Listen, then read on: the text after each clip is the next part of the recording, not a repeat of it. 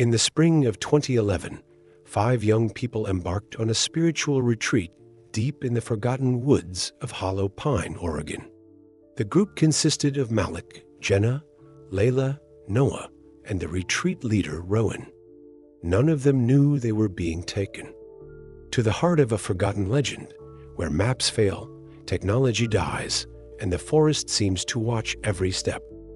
Rowan, a soft-spoken alternative therapist with a distant look in his eyes, claimed the cabin had belonged to his grandfather and had been used for decades as a portal of inner healing. The forest was dense, dark even during the day, and the air grew heavier the deeper they went.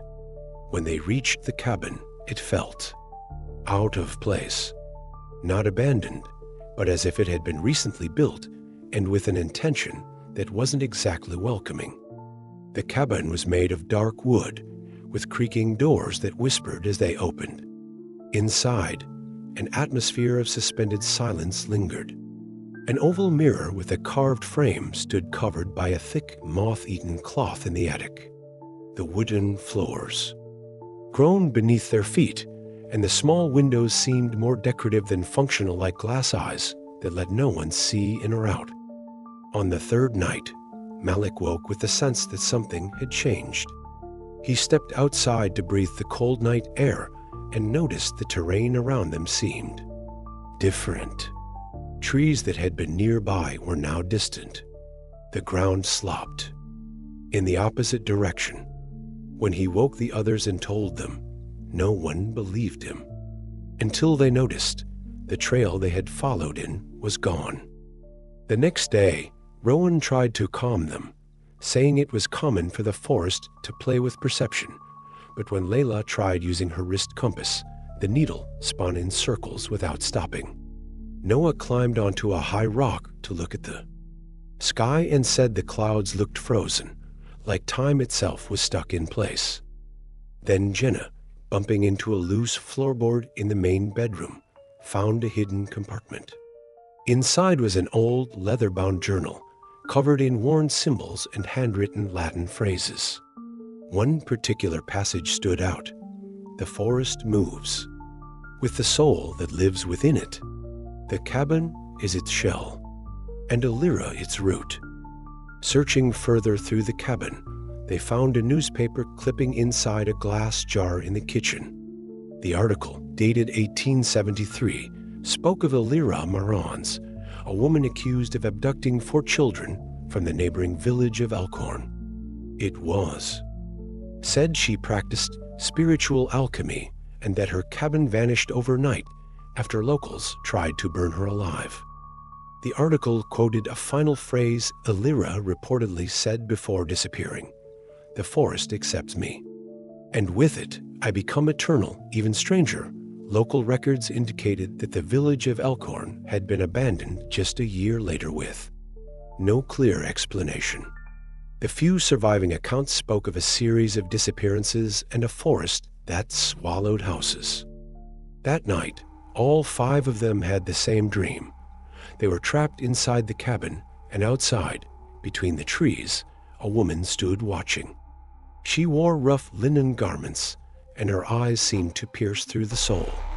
She simply whispered, "The forest wants me, and now it wants you." When Malik woke, he had faint finger-shaped marks on his chest. Desperate, they tried to escape through the path they came in on, but the way simply no longer existed. It was as if the terrain had rearranged itself. When they finally found the cabin again, hours later, it was standing in a completely different clearing on a moss-covered hill that hadn't been there before. On the morning of the 6th day, Layla was gone. Her bed was made, her belongings untouched, but she was nowhere to be found. Noah decided to check the basement against Rowan's wishes. There, behind a false wall, they found a rudimentary altar, made of stones and sticks. Layla's backpack was resting beside it, along with an old cloth doll with sewn-shut eyes. Something dripped from the ceiling. It wasn't water. Rowan began to change. His eyes were always red. He muttered to himself, and he spent hours staring into the mirror in the attic. One night, he simply declared, "She demanded 5 souls. My grandfather escaped because he offered them. I brought you here because I didn't want to be next." The group split. Jenna and Malik tried to flee on their own, but kept returning to the same spot.